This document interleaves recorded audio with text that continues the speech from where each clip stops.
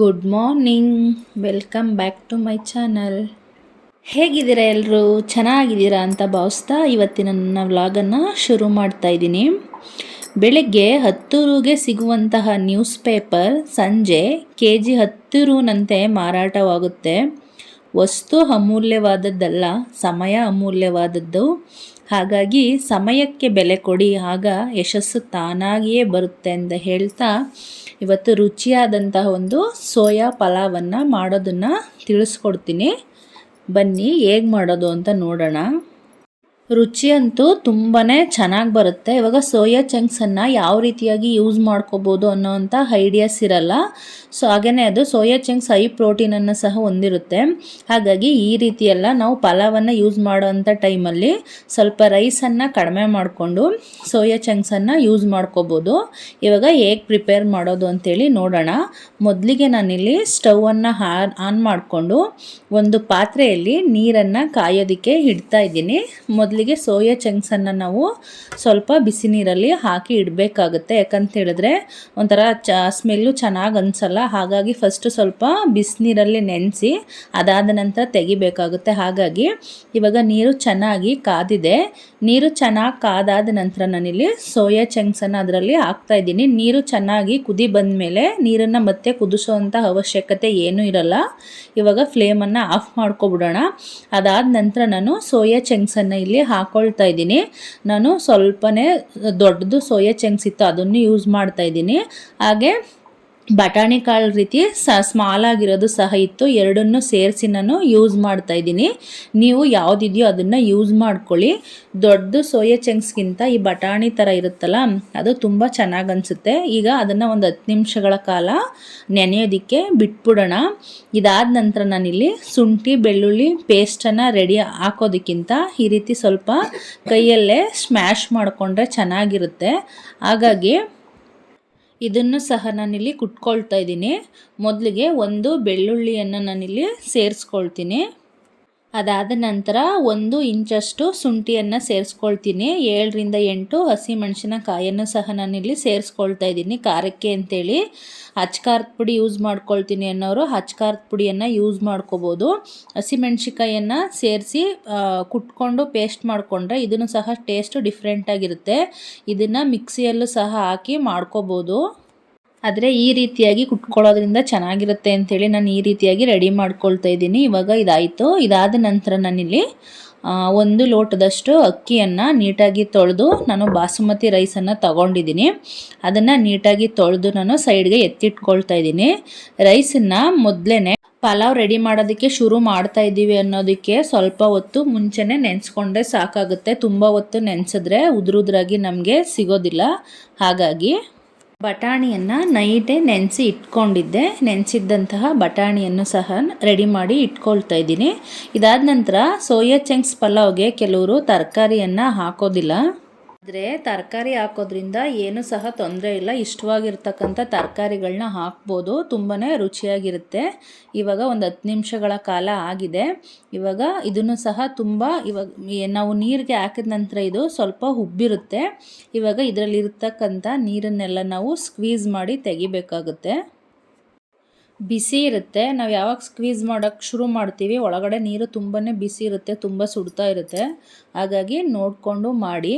ಅಥವಾ ನೀರು ಸ್ವಲ್ಪ ಆರಿದ ನಂತರನೇ ಸ್ಕ್ವೀಸ್ ಮಾಡಿ ಅದರಲ್ಲಿರ್ತಕ್ಕಂಥ ನೀರನ್ನು ಚೆನ್ನಾಗಿ ಹಿಂಡಿ ತೆಗೆದುಬಿಡಿ. ನೀರು ಇರಬಾರ್ದು. ಆ ನೀರು ಅಂತ ತುಂಬ ಸ್ಮೆಲ್ ಅನಿಸ್ತಾ ಇರುತ್ತೆ. ಹಂಗಾಗಿ ನೀರೆಲ್ಲ ಬಿಸಿಯೆಲ್ಲ ತಣ್ಣಗಾದ್ಮೇಲೆ ಸ್ಕ್ವೀಸ್ ಮಾಡಿ ತೆಗೆದ್ರೆ ಅಷ್ಟು ನೀಟಾಗಿ ಹೋಗಲ್ಲ. ಬಿಸಿ ಇರಬೇಕಾದ್ರೇ ಸ್ವಲ್ಪ ಹುಷಾರಾಗಿ ನೀರನ್ನು ತೆಗೆದ್ರೆ ಆಯಿತು. ಇದನ್ನೆಲ್ಲ ತೆಗೆದಾದ ನಂತರ ಇದನ್ನು ಮ್ಯಾರಿನೇಟ್ ಮಾಡಿ ಇಡಬೇಕಾಗುತ್ತೆ. ಮ್ಯಾರಿನೇಟ್ ಮಾಡೋದಕ್ಕೆ ಏನು ಹಾಕ್ಬೇಕಂತ ಇವಾಗ ಹೇಳ್ತೀನಿ ನಾನು. ನೀಟಾಗಿ ಇವಾಗ ನಾನು ಅದರಲ್ಲಿರ್ತಕ್ಕಂಥ ನೀರನ್ನೆಲ್ಲ ತೆಗೆದುಬಿಟ್ಟಿದ್ದೀನಿ. ಇದಾದ ನಂತರ ಪಲಾವ್ ಮಾಡೋದಕ್ಕೆ ಶುರು ಮಾಡೋದಕ್ಕೆ ಮೊದಲೇ ಇದನ್ನು ರೆಡಿ ಮಾಡಿ ಇಟ್ಬಿಟ್ಟಿದ್ರೆ ನಾವು ಪಲಾವ್ ಮಾಡುವಾಗ ಯೂಸ್ ಮಾಡ್ಕೊಳ್ಳೋದಕ್ಕೆ ಸರಿಯಾಗುತ್ತೆ. ಇವಾಗ ಇದನ್ನು ನಾನು ನೆನೆಸೋದಕ್ಕೆ ಮೊದಲು ಒಂದು 4-5 ಸ್ಪೂನಷ್ಟು ಮೊಸರನ್ನು ಹಾಕ್ಕೊಳ್ತಾ ಇದ್ದೀನಿ. ಸ್ಪೂನ್ ಲೆಕ್ಕದಲ್ಲಿ ಇಲ್ಲ ಅಂತ ಹೇಳಿದ್ರು ನಮಗೆ ಎಲ್ಲವನ್ನು ಮಿಕ್ಸ್ ಮಾಡಿದಾಗ ಅದು ಸ್ವಲ್ಪ ತೆಳುವಾಗಿ ನೀಟಾಗಿರಬೇಕು. ಆ ರೀತಿಯಾಗಿ ಸೇರಿಸ್ಕೊಳ್ಳಿ. ಮೊಸರು ಸ್ವಲ್ಪ ಹೆಚ್ಚು ಕಮ್ಮಿ ಆದ್ರೂ ಏನೂ ಸಹ ತೊಂದರೆ ಇರಲ್ಲ. ಇದಾದ ನಂತರ ನಾನಿಲ್ಲಿ ಅಚ್ಚ ಖಾರದ ಪುಡಿಯನ್ನು ಸೇರಿಸ್ಕೊಳ್ತಾ ಇದ್ದೀನಿ. ಆಲ್ರೆಡಿ ನಾವು ಪಲಾವ್ಗೆ ಶುಂಠಿ ಬೆಳ್ಳುಳ್ಳಿ ಮತ್ತು ಮೆಣಸಿಕಾಯನ್ನು ಸೇರಿಸಿ ಕುಟ್ಕೊಂಡಿರೋದ್ರಿಂದ ಅದು ಸಹ ಖಾರ ಇರುತ್ತೆ. ಇದನ್ನು ಸೇರಿಸಿದಾಗ ಜಾಸ್ತಿ ಖಾರ ಆಗಿಬಿಡುತ್ತೆ, ಹಾಗಾಗಿ ಸ್ವಲ್ಪ ನೋಡ್ಕೊಂಡೇ ಹಾಕ್ಕೊಳ್ಳಿ. ಅಚ್ಚ ಖಾರದ ಪುಡಿ ಹಾಕಿದ ನಂತರ ನಾನಿಲ್ಲಿ ಧನಿಯಾ ಪೌಡ್ರನ್ನು ಯೂಸ್ ಮಾಡ್ಕೊಳ್ತಾ ಇದ್ದೀನಿ. 1 ಸ್ಪೂನಷ್ಟು ಧನಿಯಾ ಪೌಡ್ರನ್ನು ಯೂಸ್ ಮಾಡ್ಕೊಳ್ತೀನಿ. ಇದಾದ ನಂತರ ಸ್ವಲ್ಪ ಅರಿಶಿನ ಪುಡಿಯನ್ನು ಸೇರಿಸ್ಕೊಳ್ಳೋಣ. ಇವಾಗ ಎಲ್ಲನೂ ಸಹ ಒಂದು ಸೋಯಾ ಚಂಕ್ಸ್ಗೂ ಮಿಕ್ಸ್ ಆಗುವಂತೆ ನೀಟಾಗಿ ಸ್ವಲ್ಪ ಚೆನ್ನಾಗಿ ಮಿಕ್ಸ್ ಮಾಡ್ಕೊಂಡ್ಬಿಟ್ಟು ಒಂದು 10 ನಿಮಿಷಗಳ ಕಾಲ ಇದನ್ನು ರೆಸ್ಟ್ ಮಾಡೋದಕ್ಕೆ ಬಿಟ್ಬಿಡಬೇಕು. ಅವಾಗ ಎಲ್ಲನೂ ಸಹ ಚೆನ್ನಾಗಿ ಹೊಂದ್ಕೊಂಡು ನೆಂದಿರುತ್ತೆ. ಇದಾದ ನಂತರ ನಾವು ಪಲಾವ್ ಮಾಡೋದಕ್ಕೆ ರೆಡಿ ಮಾಡ್ಕೊಳ್ಳೋಣ. ಒಂದು ಕುಕ್ಕರನ್ನು ಇಟ್ಟು ಅದಕ್ಕೆ ಸ್ಟವನ್ನು ಹಚ್ಚಿ 2 ಟೇಬಲ್ ಸ್ಪೂನಷ್ಟು ತುಪ್ಪವನ್ನು ತಗೊಂಡಿದ್ದೀನಿ. ಹಾಗೆ 2 ಟೇಬಲ್ ಸ್ಪೂನಷ್ಟು ಆಯಿಲನ್ನು ಸಹ ತಗೊಂಡಿದ್ದೀನಿ. ಆಯಿಲ್ ಸ್ವಲ್ಪ ಕಾದಾದ ನಂತರ ನಾನಿಲ್ಲಿ ಸ್ಪೈಸಸನ್ನು ಆ್ಯಡ್ ಮಾಡ್ತೀನಿ. ಪಲಾವ್ ಸ್ಪೈಸಸ್ ಏನೇನಿರುತ್ತೆ ಎಲ್ಲವನ್ನು ಸಹ ಆ್ಯಡ್ ಮಾಡ್ಕೊಳ್ಳಿ.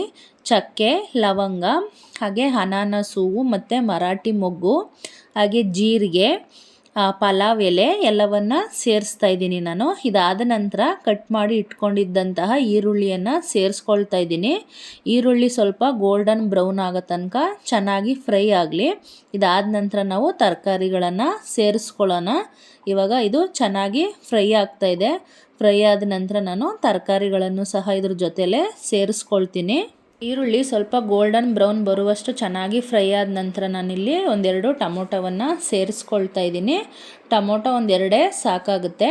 ಇವಾಗ ಅದನ್ನು ಸಹ ಚೆನ್ನಾಗಿ ಸ್ಮೂತ್ ಆಗುವಷ್ಟು ಫ್ರೈ ಮಾಡ್ಕೊಳ್ಳಿ. ಇದಾದ ನಂತರ ತರಕಾರಿಗಳನ್ನು ಸೇರಿಸ್ಕೊಳ್ತಾ ಇದ್ದೀನಿ.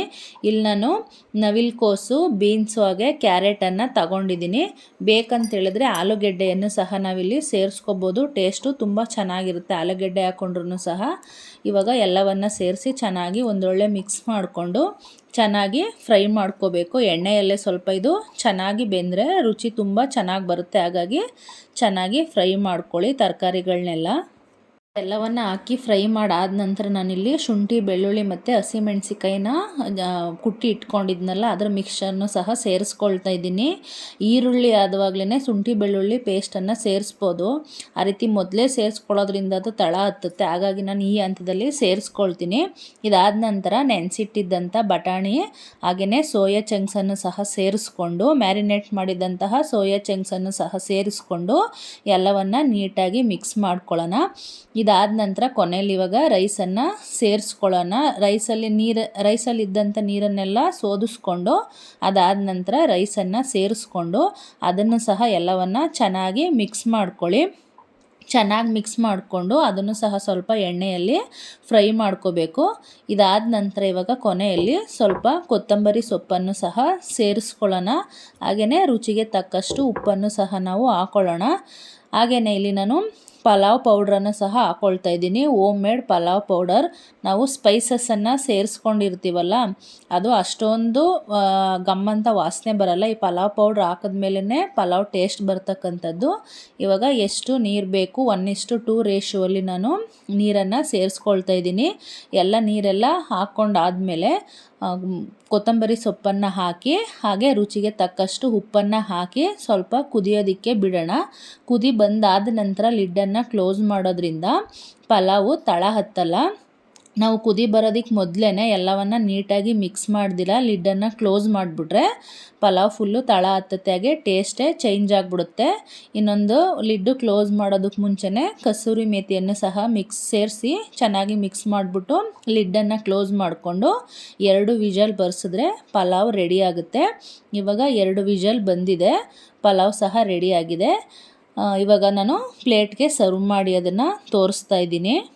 3, 2, 1.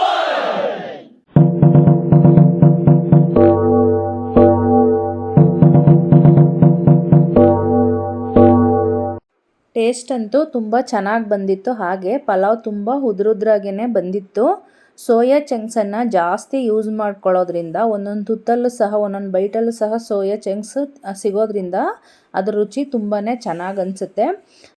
ಹಾಗೆಯೇ ಮನೆಯಲ್ಲೇ ಹೆಲ್ತಿಯಾಗಿ ಒಳ್ಳೊಳ್ಳೆ ಫುಡ್ಗಳನ್ನು ಮಾಡ್ಕೊಳ್ಳೋದ್ರಿಂದ ಸೊ ಮನೆಯವರೆಲ್ಲರೂ ಸಹ ಹೆಲ್ದಿಯಾಗಿಯೇ ಇರ್ತಾರೆ. ಹಾಗೆಯೇ ಒಂದು ಡಯಟ್ ಮಾಡಬೇಕಂತ ಹೇಳಿದ್ರೆ ಯಾವುದೋ ಒಂದು ಹಣ್ಣು ಅಥವಾ ಯಾವುದೋ ಒಂದು ತರಕಾರಿಯನ್ನು ಅಥವಾ ರುಚಿಯನ್ನು ಬಿಟ್ಟು ತಿನ್ನಬೇಕು ಅಂತೆಲ್ಲ ಏನೂ ಇಲ್ಲ.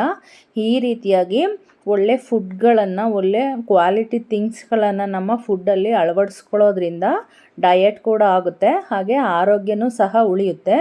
ಹಾಗೆಯೇ ಮನೆಯವರೆಲ್ಲ ರುಚಿಯಾಗೂ ಸಹ ತಿಂತಾರೆ. ಇದೇ ರೀತಿಯಾದಂಥ ಒಳ್ಳೆ ಫುಡ್ಗಳನ್ನು ತಿಂತಕ್ಕಂಥ ಅಭ್ಯಾಸಗಳು ಮನೆಯವ್ರಿಗೂ ಸಹ ಆಗುತ್ತೆ. ಹಾಗೆಯೇ ಹೋಟೆಲ್ಗಳಿಗೆ ಹೋಗ್ತಕ್ಕಂಥದ್ದು ಅಥವಾ ಆ ರೀತಿಯಾದ ಟೇಸ್ಟ್ಗಳು ಚೆನ್ನಾಗಿರುತ್ತೆ ಅಂತ ಅಂದ್ಕೊಳ್ಳೋದು ಒಂದು ರೀತಿಯಾಗಿ ತಪ್ಪುತ್ತೆ. ಹಾಗಾಗಿ ಒಳ್ಳೊಳ್ಳೆ ಫುಡ್ಗಳನ್ನು ಮನೆಯಲ್ಲೇ ಮಾಡಿಕೊಂಡು ಮನೆಯಲ್ಲೇ ತಿನ್ನಿ ಅಂತ ಹೇಳ್ತಾ, ಇದ್ರ ಜೊತೆ ನಾವು ರಾಯ್ತವನ್ನು ಕೂಡ ಸೇರಿಸ್ಕೊಂಡು ಸರ್ವ್ ಮಾಡ್ಕೋಬೋದು. ಚಟ್ನಿ ಬೇಕಂದರೆ ಚಟ್ನಿಯನ್ನು ಸಹ ಯೂಸ್ ಮಾಡ್ಕೋಬೋದು. ಇಲ್ಲಿ ಯಾವುದನ್ನು ಸಹ ಮಾಡಿಲ್ಲ. ಇದೇ ಟೇಸ್ಟ್ ತುಂಬ ಚೆನ್ನಾಗಿತ್ತಂತೇಳಿ ಜೊತೆಗೆ ಸ್ವಲ್ಪ ಸಲಾಡನ್ನು ಮಾತ್ರ ನಾನು ಸೇರಿಸ್ಕೊಂಡಿದ್ದೀನಿ. ಕುಕ್ಕುಂಬರನ್ನು ಅಷ್ಟೇ ಸೇರಿಸ್ಕೊಂಡಿದ್ದೀನಿ.